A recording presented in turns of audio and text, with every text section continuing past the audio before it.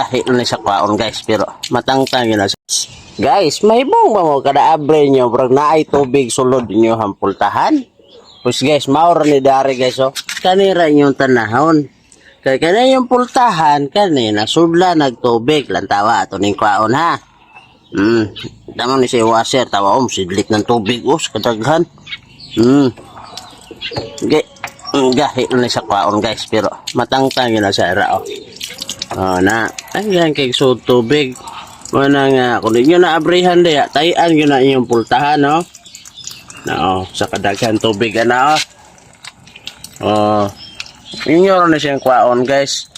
Muraram na siyang sampung ko diya, god, okay na dahil na siya. Manggawas na rin ng tubig.